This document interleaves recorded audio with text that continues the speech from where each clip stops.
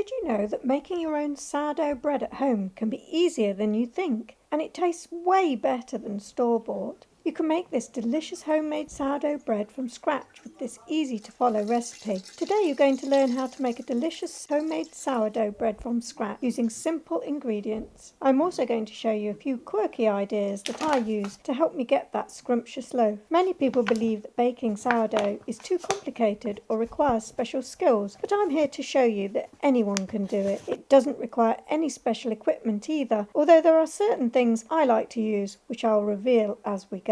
Sourdough bread is a classic favourite, known for its tangy flavour and chewy texture. Baking this fresh loaf of bread in the comfort of your own home with just a few ingredients and some patience is so rewarding. You'll be enjoying a warm, crusty loaf of homemade sourdough bread in no time. Get ready to rise to the occasion and bake like a pro with this delicious homemade sourdough bread recipe. We'll walk through the entire process from creating your sourdough starter to mixing, kneading and baking the dough. Creating a sourdough starter is easy. It's just flour and water and air. Many people will tell you that a specific recipe is important or a specific thickness, but nature is amazing, meaning that if you give it those 3 ingredients, you will get a starter. Mix some white flour with some water to get a paste in a jar. Leave it on your counter so that air can get in, and this is where all the natural yeasts are floating about. They will settle on your mixture, which provides food and water for them. There will be a few to start, but gradually it will grow. Bubbles will form. The mixture will be weak to start with, so I suggest starting with small amounts of ingredients so you get less to throw away. Called discard. Keep feeding and giving it a drink, keeping it in a comfortable temperature room. If it is sluggish, you can give it a boost with some wholemeal flour. Try baking a small loaf with it after about a week. If it doesn't rise well, feed and water for another week. Once you have it, you'll have it forever if you take care of it. A shortcut here is to take a sample of a friend's starter, and then this stage can be missed out.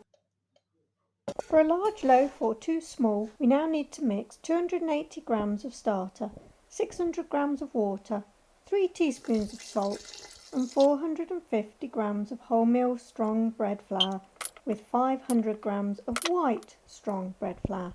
All together. You can do this in a bowl, in a stand mixer, or if like me, you aggravate arthritis in your hands by kneading, I use my bread maker on the dough setting, so it mixes it all up for me. It also keeps it nice and snuggly. Temperature will affect how quickly or slowly your yeast starter grows. Once mixed, I wet my hands to prevent sticking and get the smooth, silky mixture into a bowl. I will give you my timings, but it is flexible, depending on your loaf taste. Cover it to stop water loss and a crusty top. I leave the dough covered for an hour, stretch and fold with wet hands, recover it, rest for an hour, stretch and fold again, and rest for another hour. So that's a total of 3 hours.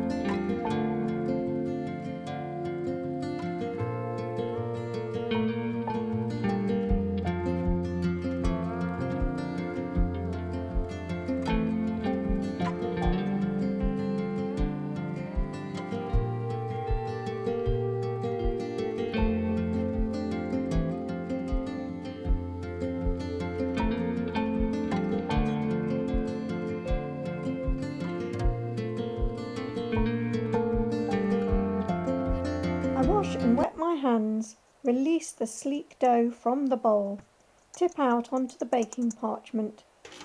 Here you can slash or not, and you can play with this too. We like to use the bread for sandwiches and toast, so to control the rise, I put 1 deep slash down the centre to get a uniform loaf.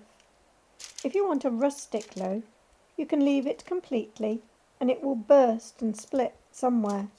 Bake immediately at 200 degrees C for up to an hour, depending on how dark and crusty you like it. I cook small loaves for about 40 minutes and the large for about an hour. The moment of truth comes when you take the loaf out of the oven and reveal the beautiful crust and airy crumb inside. We like to slice and freeze, so it's there when we need it. We also use an electric knife to help with the arthritis and make it easier.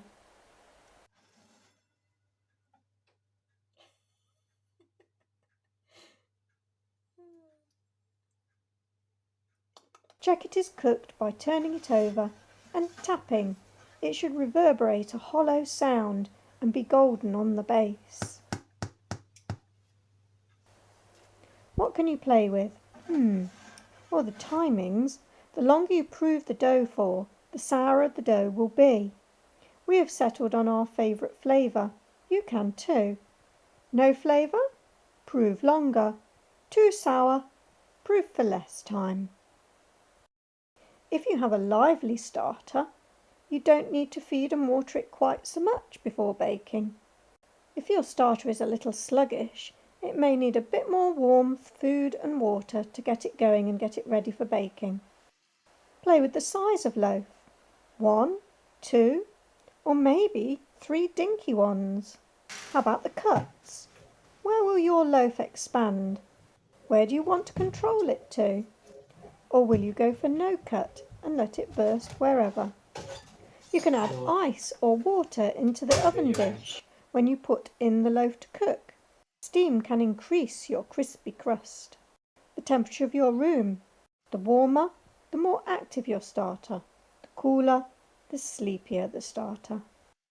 When you have finished baking, take the remainder of your starter, feed and water it, then place it into the fridge. It will be sleepy in the cold, growing slower. It can survive about a week here before you need to feed and water it again. Sometimes it smells a bit acetone, which means it's completely out of food, so make sure you feed it. And it should never be mouldy. When you are ready to bake again, it is best to get it out of the fridge and feed and water it up to the amount of starter you're going to need. Again, when you've finished with the leftovers, you will feed and water it and pop it back into the fridge ready for next time.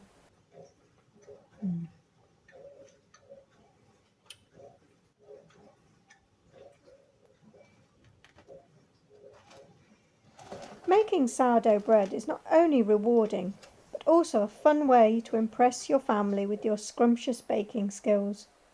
But don't forget, beauty is in the eye of the beholder.